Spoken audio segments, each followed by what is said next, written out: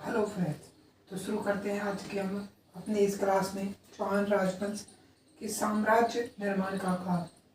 इससे पहले हमने पृथ्वीराज प्रथम तक अपने राजाओं का अध्ययन कर लिया था। तो इस वीडियो में हम बात करेंगे जिसका समय ही साम्राज्य का निर्माण काल कहलाता है, उस अर्णुर अजयपाल का। अजयपाल के बाद हम पढ़ेंगे अर्णुरा। तो पहले हम पढ़ेंगे अजयपाल का शासन, जिसका इम्पोर्टेंट रोल रहा कि इस डायनेस्टी को स्थापित करने में। तो आज की हमारी जो क्लास की शुरुआत है वो होगी अजयपाल। तो अजयपाल के समय की बात करें तो 1105 से 1133 ईस्वी तक यह राजा रहे। ठीक है, इम्पोर्टेंट चीज़ें जो हैं उनमें बात करें कि इनके क्या क्या काम हुए। यदि आप इनकी बात करें तो पहले हम बात करते हैं इनकी उपाधि की। अजयपाल की जो उपाधि है, उपाधि क्या है? तो इनका है अंजार का धनी। उपाधि क्या है इनकी? अंजार के धनी। इनको कहा जाता है अंजार का धनी। दूसरी चीज, अजयपाल ही वह शासक थे जिन्होंने अजमेर दुर्ग को बना करके और अजमेर नगर को बसाया। इन्हीं के नाम पर यह अजमेर नगर कहलाया। सांबर के चौहानों में सबसे पहले शासक ये थे जिन्होंने सिक्के जारी करवाई, मुद्राएं जारी की अपनी। ठीक है, इम्पोर्टेंट में हम पहली चीज ही बात कर चुके हैं, साम्राज्य निर्माण।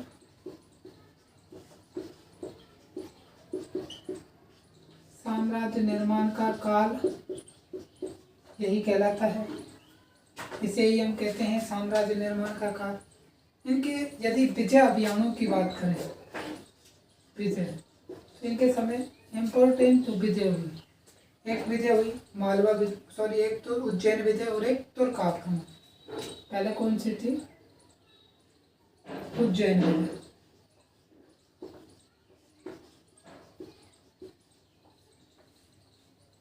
ठीक है, तो पहले उज्जैन विजय की बात करते हैं। उज्जैन विजय क्या? तो इस समय मालवा का प्रमुख शासक था पर नरवर्मन। कौन था? नरवर्मन। मालवा का शासक था परमार नरवर्मन। ठीक है, तो मालवा का शासक था परमार नरवर्मन। और इसकी राजधानी क्या है? इसकी राजधानी थी उज्जैन। और नरवर्मन के जो सहायक थे, सहायता कर रहे थे, सहायता करने वाले में कौन थे? तो एक तो था सिंधुल। ठीक है, एक दूसरा था यशोराज।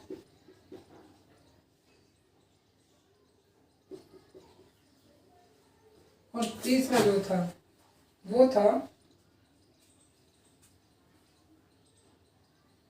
चाचीवा। कौन था? चाचीवा।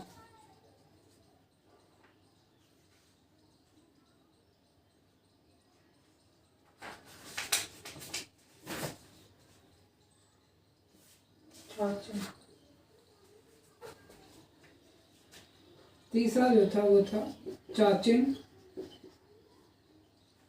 ये तीनों हेल्प कर रहे थे, मदद कर रहे थे परमार शासक नरवर्मन के। ठीक है, इसी का सेनापति है सुलहाना।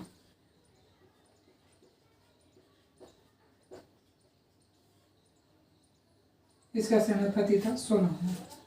तो इस युद्ध में अजयपाल ने सिंधुल, यशोधरा, चाची तीनों मारे गए। ये वीरगति हो गई। ठीक है, और सुलहाना जो था, इस सुलहाना को कैद कर लिया।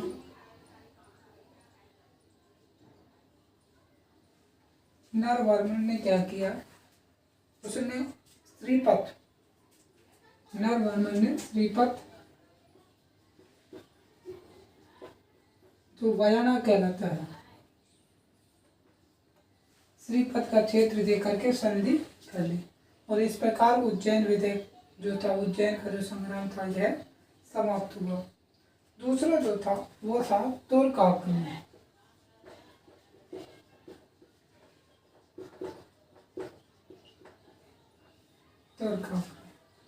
तुर्क आक्रमण क्या था कि यदि हम तुर्क आक्रमण की बात करें तो गजनी की तुर्क सेना जो थी, गजनी की सेना मोहम्मद बालीम के नेतृत्व में आ गई और तो आकर के इन तुर्कों ने नागौर पर अपना अधिकार कर लिया, नागौर को जीत लिया, नागौर पर अधिकार कर लिया। तो अजयराज ने इनको पराजित कर दिया। ठीक है, अजयराज ने इनको पराजित करके भगा दिया। ये तुर्क आक्रमण। इसके बाद हमें इसकी वो सांस्कृतिक गतिविधियां पढ़नी होती है। तो पहले जो हमने यहाँ तक पढ़ा है, पहले हम एक बार इसको नोट डाउन कर लेते हैं, उसके बाद इसकी वो सांस्कृतिक गतिविधियां हैं उनको हम नोट डाउन करेंगे। ठीक है, तो चलो हम लिखते हैं।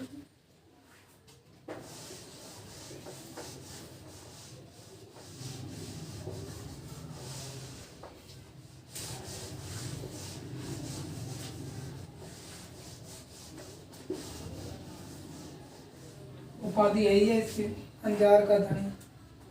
ठीक है, इसका समय साम्राज्य का निर्माण काल कहलाता है। निर्माण काल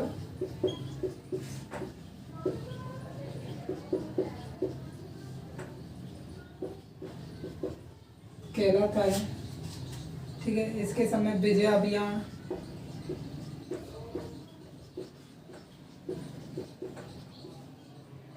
तो इसके विजय अभियानों में पहला है जो हमने पढ़ा, उज्जैन विजय।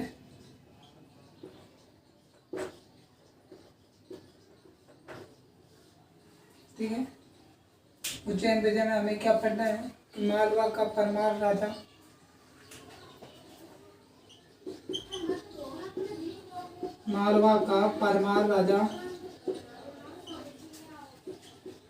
परमार राजा कौन है? मालवा का राजा नरवर्मन था। इसकी सहायता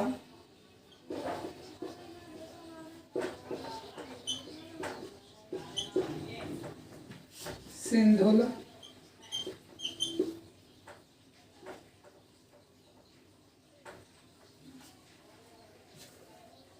चाचिंग और यशोराज कर रहे थे।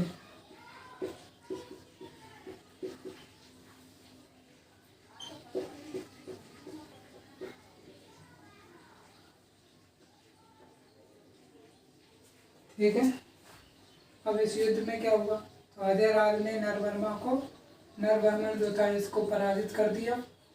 ठीक है,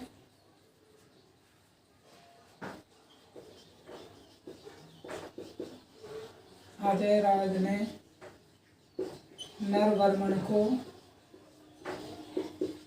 पराजित कर दिया।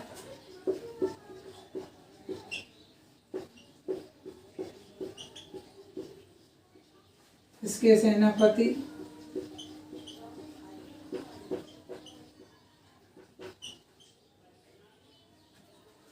सलाहना को कैद कर लिया।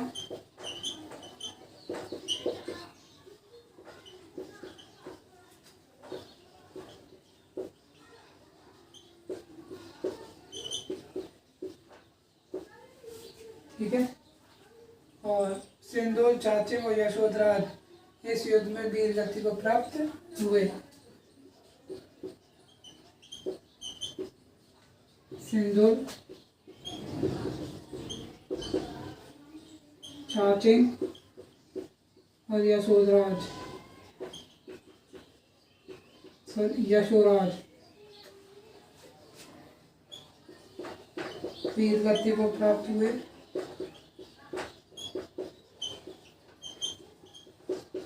वीर गति को प्राप्त हुए। अंतिम बात कि नरवर्मन ने श्रीपत पयाना का क्षेत्र देकर संधि कर ली।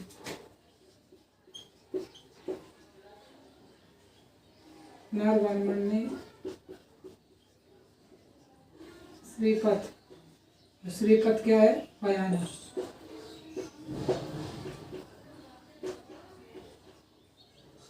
क्षेत्र देकर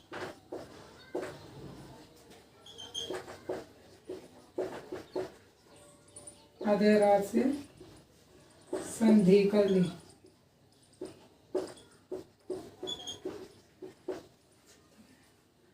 तो एक बार आप इसका स्क्रीनशॉट लें, बात करेंगे फिर आगे की।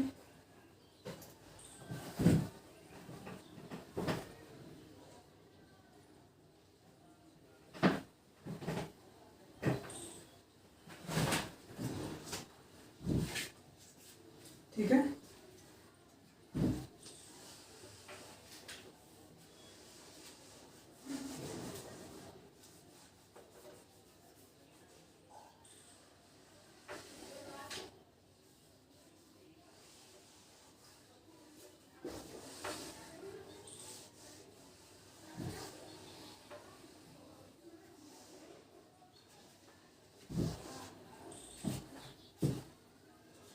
दूसरा अभियान तो है वो किसका है?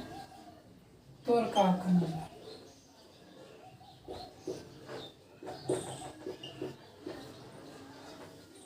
ये क्या था? गजनी की सेना, ठीक है, सेनापति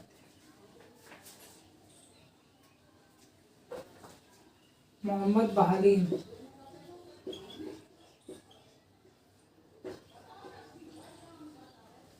के नेतृत्व में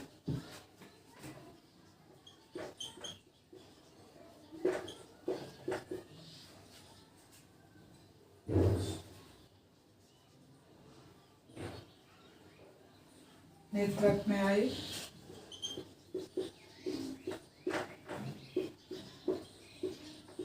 इसने नागौर पर अधिकार कर लिया।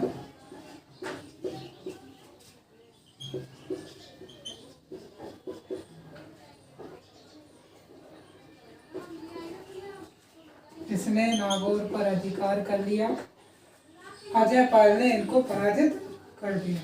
ठीक है, अजय पाल ने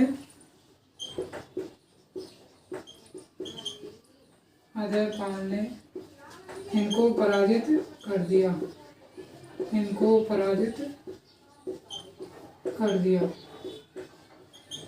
ठीक है, और इसी के साथ आपका जो तुर्क आक्रमण है वो फिनिश होता है। अब हमें जो पढ़ना है वो पढ़ना हमें इसकी सांस्कृतिक गतिविधियां।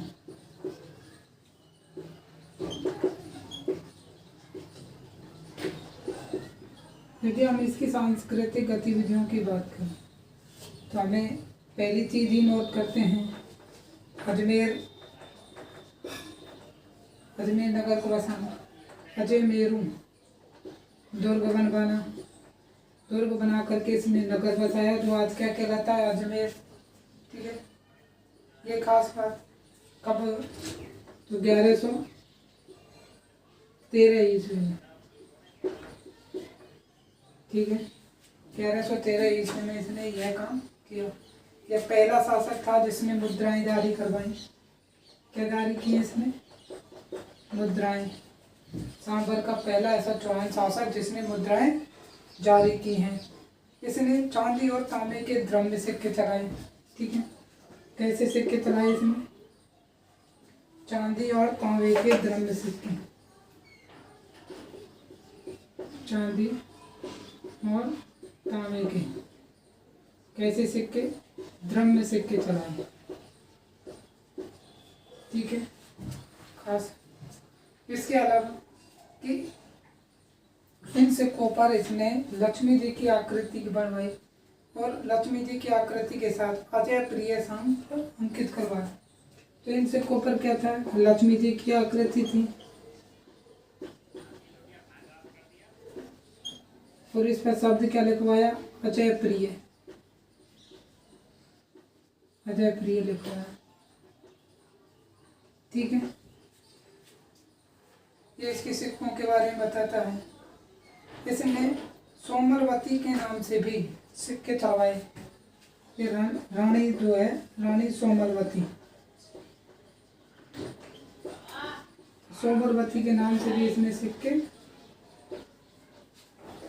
चढ़वाए। ठीक है, ये बात हुई इनके सिक्कों की। आगे हम बात करेंगे कि इसने किस प्रकार के नगर में वो जैन विहार बनवाए हैं। पार्श्वनाथ मंदिर जो था, उस पार्श्वनाथ मंदिर में स्वर्ण कलश दान में दिया। ठीक है, ये हम एक एक करके पढ़ते हुए चलेंगे और उन चीज़ों को नोट डाउन करते हुए चलेंगे। तो एक बार पहले हम इन बातों को नोट डाउन करते हैं। सांस्कृतिक गतिविधियाँ, इसमें पहली चीज़ हम लिखेंगे कि अजय रात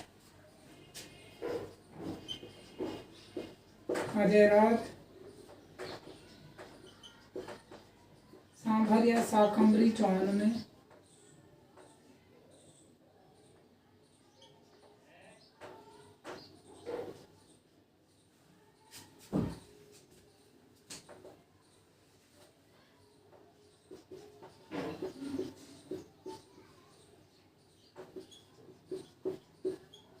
शाकंभरी चौहान शासकों में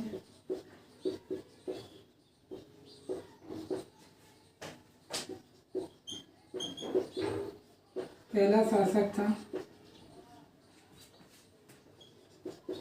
जिसने सिक्के चलवाए, जिसने अपनी मुद्रा चलवाई,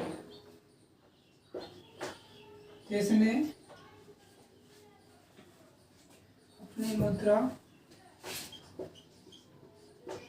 अपनी मुद्राएं जारी की। ठीक है, इसने चांदी और तांबे के द्रव्य सिक्के चलाए। कैसे सिक्के? इसने चांदी और तांबे के द्रव्य सिक्के चलाए।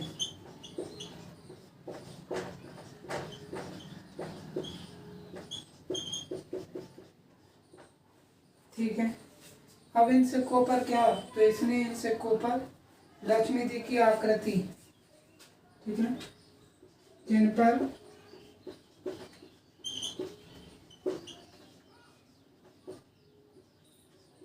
लक्ष्मी जी की आकृति के साथ क्या लिखवाया? अजय प्रिय,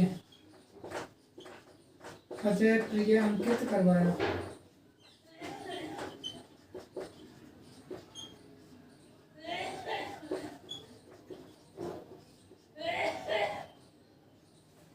अंतिम और खास बात इसकी सिक्कों से संबंधित, किसने की रानी थी सोमरवती, तो इसने सोमरवती के नाम से सिक्के चढ़वाए। ठीक है, इसने रानी सोमरवती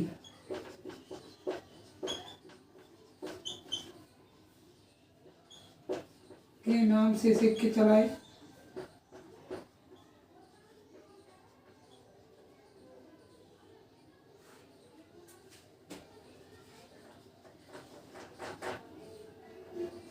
जिन पर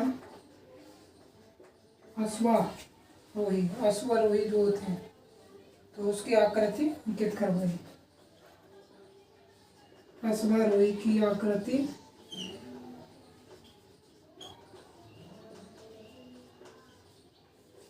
अंकित करवाई।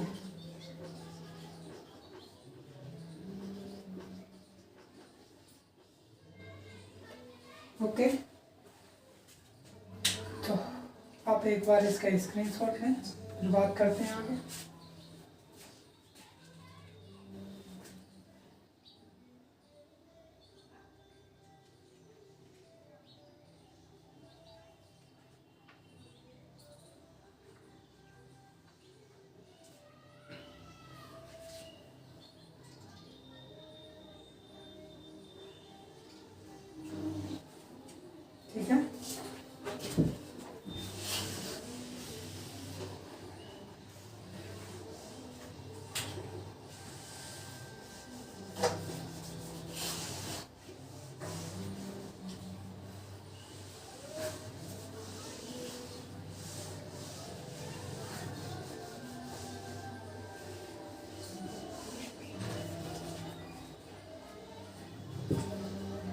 इसके बाद अजय राज की हम बात करें तो अजय राज में हमने पढ़ा कि 1113 ईस्वी में अजय मेरू दुर्ग बना करके अजमेर नगर की स्थापना की और इसी से इसके बाद इसने इसे अपनी राजधानी बनाया और इसी में बहुत सारी जैसे पार्श्वनाथ जैन मंदिर वगैरह हैं, इनको इसने स्वर्ण कलश दान में दिया। ये सब बातें हैं जो हम एक एक करके लिखते हुए चल रहे हैं। जैसे सबसे पहले हम लिखेंगे कि इसने 1113 ईस्वी में अजय मेरू दुर्ग बनाकर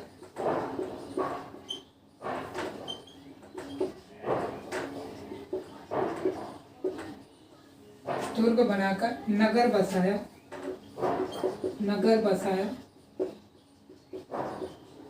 ठीक है, नगर बसाया और इसमें क्या करवाया, इसे अपनी राजधानी बनाया। इसे अपनी राजधानी बनाया।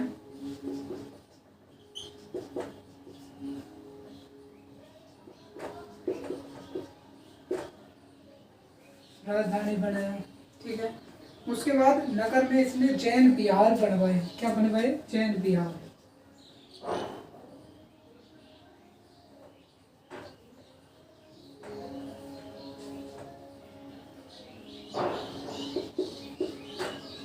नगर में इसने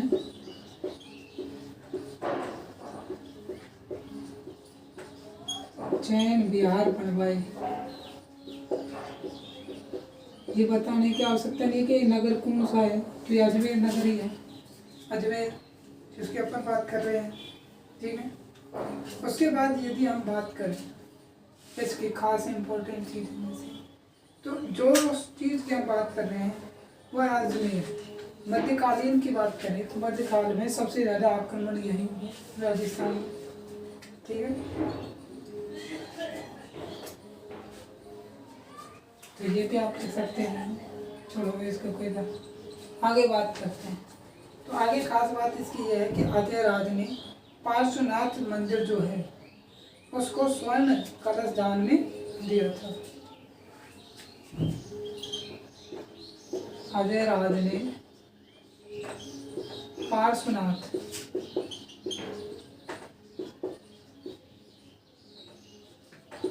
मंदिर को स्वर्ण कलश दान में दिया था।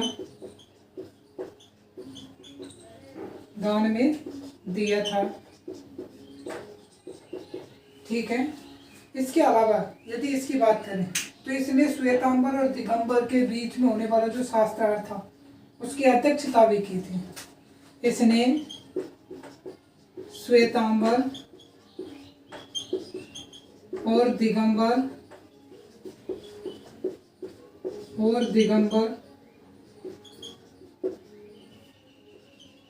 के बीच होने वाली शास्त्रार्थ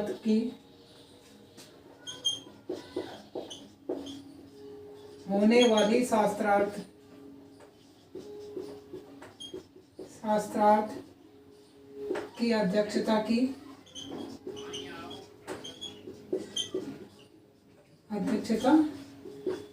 इसी ने किया था। ठीक है, इसके बाद इसने अजय पाल ने क्या किया कि इसने राजपाट को त्याग दिया और सन्यासी बनकर के ये आ गया। ठीक है, और इसने पंजाब जो था, अंजार, कच्छ और जो काठियावाड़ का जो क्षेत्र है, इस क्षेत्र में आकर के इसने अपना आश्रम बनाया पुष्कर के पास में, और इस क्षेत्र में आकर के ये रहने लग गया। ठीक है,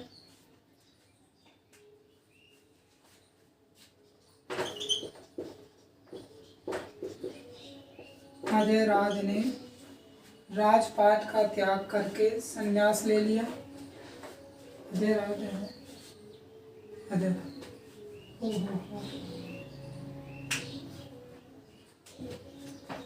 अच्छा, ये पूरी है कि हम पढ़ी अजय राज और अजय पाल एक ही। अजय राज ने राजपाट का त्याग करके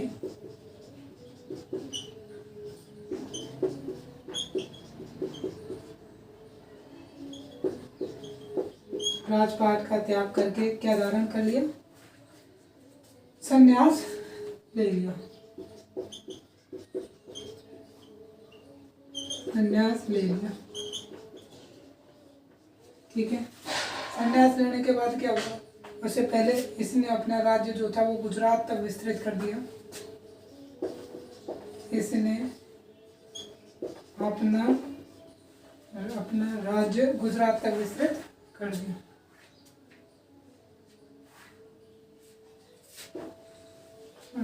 छोड़ दिया, त्याग दिया अपना कहाँ से? चौहान राज्य को।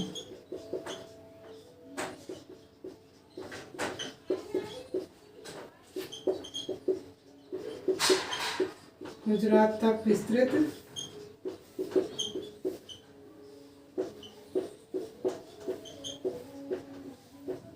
ठीक है, विस्तृत कर दिया गुजरात था। अब इसमें अंजार, कच्छ, काठियावाड़ ये सब क्षेत्र शामिल थे। इसमें अंजार, काठियावाड़,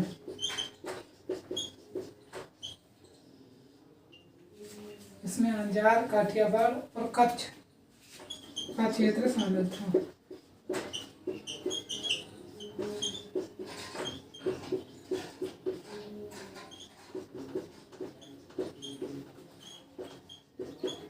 ठीक है, इसे पुष्कर के पास अपना आश्रम बनाया।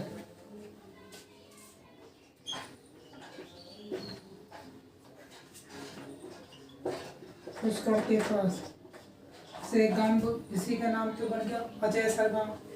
ठीक है, तो अजयसर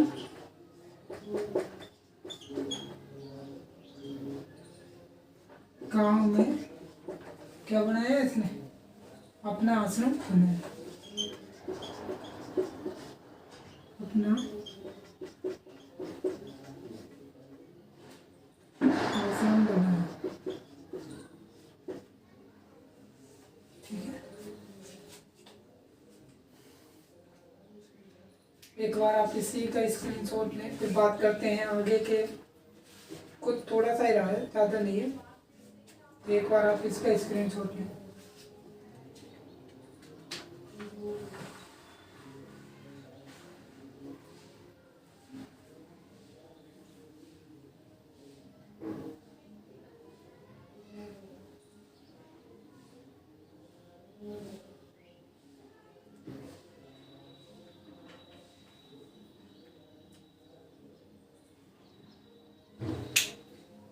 ठीक है,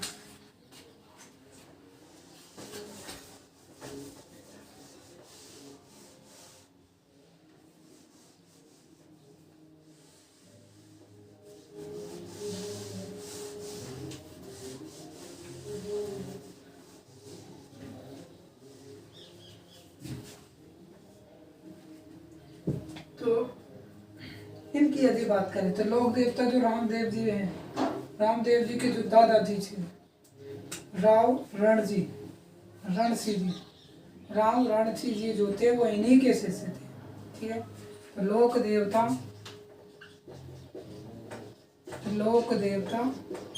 रामदेव जी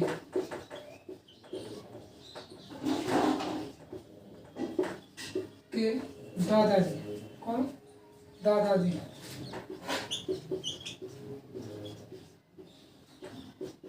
राव रणजी, कौन? राव रणसी जी।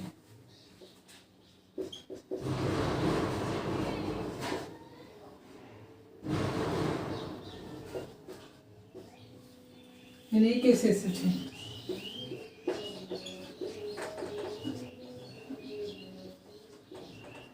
ठीक है, अब यदि हम लोक मान्यताओं की बात करें तो पक्षी जो है वो अजय राज्य की, अजय पाल जी की आन मानते हैं राजस्थान में लोक मान्यताओं के अनुसार।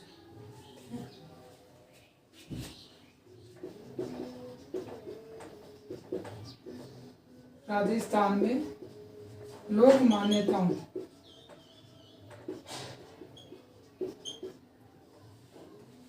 राजस्थान में लोक मान्यता,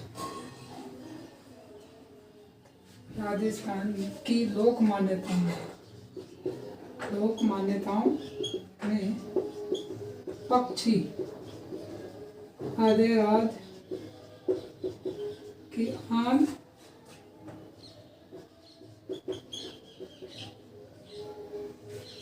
मानते हैं। क्या मानते हैं? आन मानते हैं।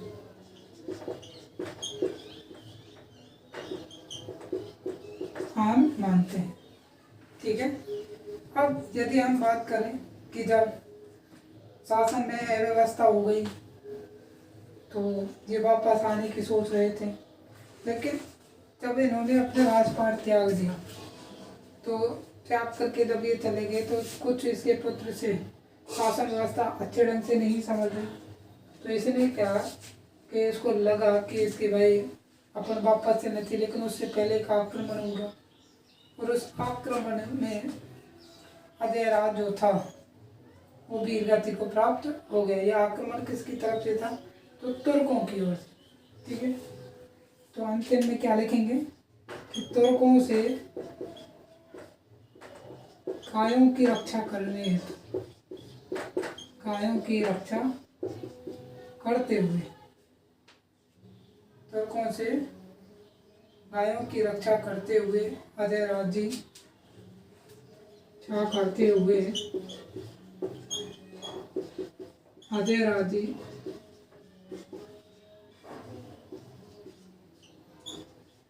वीर गति को प्राप्त हो गए।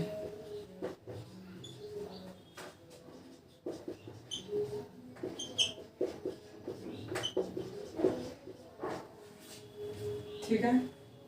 अंजार और अजयसर में इनके मंदिर हैं। किधर किधर हैं? अंजार और अजयसर में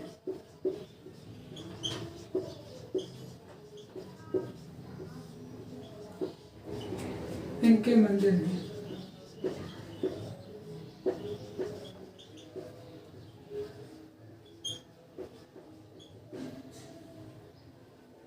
ओके, तो आप एक बार स्क्रीनशॉट लें।